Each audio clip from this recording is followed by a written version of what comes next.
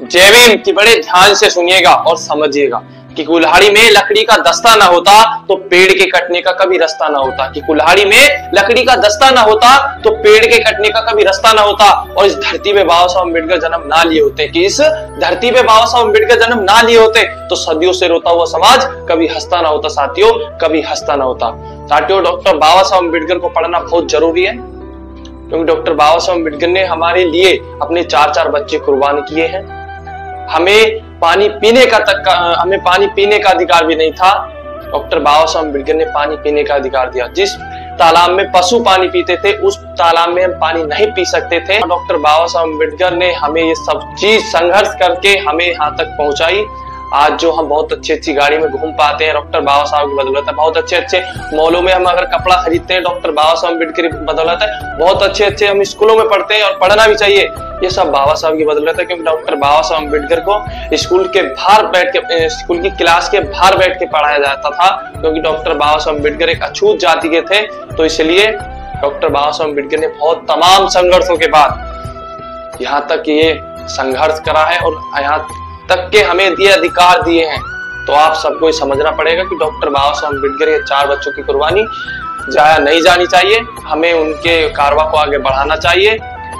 अगर हम नहीं संघर्ष करेंगे तो कौन करेगा? दूसरी, क्या आप उन लोगों से आस लगाए बैठे हो जो डॉक्टर बाबा साहब अम्बेडकर को जीते जी सम्मान नहीं देते थे, वो अब उनका सम्मान करेंगे? अब उनके कारवा को आगे बढ़ाएंगे?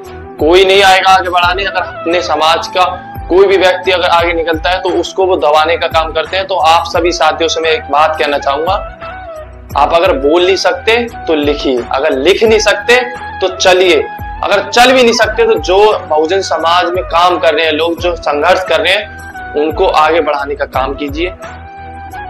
क्योंकि इस टाइम बहुत ही लोग संघर्ष कर रहे हैं। मैं बात करता हूं बड़े भाई अभिषेक कुमार जाटव की, जो संघर्ष कर रहे हैं अपने नेताओं को एक करने के लिए। तो आप उनको सपोर्ट कीजिए, उनको सहयोग कीजिए, उनका आगे को हौसला बढ़ाइए।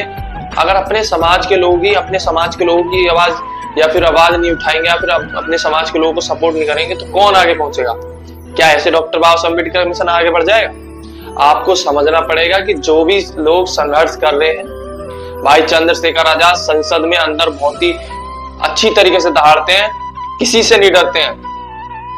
वो किसकी बदौलत है? डॉक्टर बाबा साहब अम्बेडकर की। जब डॉक्टर बाबा साहब अम्बेडकर को स्कूल में नहीं बैठने जाता था, स्कूल की क्लास के बाहर बैठ के पढ़ाया जाता था, और आज डॉक्टर बाबा साहब अम्बेडकर के जो अनुयायी हैं चंद्रशेखर आजाद संसद के अंदर इतनी अच्छी तरीके से दहाड़ते हैं, अपने बहुजन समाज के लोगों की आवाज उठाते हैं। तो आप लोगों को भी ये समझना पड़ेगा कि हमें बाबा साहब के मिशन में काम करना है। आपको अगर ये वीडियो अच्छी लगी हो तो आप आगे इसको शेयर करें, लोगों को बताएं कि डॉक्टर बाबा साहब अम्बेडकर का संघर्ष क्या था, डॉक्टर बाबा साहब अम्बेडकर ने हमें क्या क्या अधिकार दिए। अगर आपको ये वीडियो अच्छी लगी तो आप इसको शेयर जरूर करें। अगर आपको ऐसी वीडियो और चाहिए तो एक कमेंट जरूर करें। किसी भी टॉपिक पे अगर वीडियो चाहिए डॉक्टर बाबा साहब अम्बेडकर के लिए तो आप इस वीडियो पे कमेंट में बता सकते हैं। जय भीम, जय भारत, जय संविधान।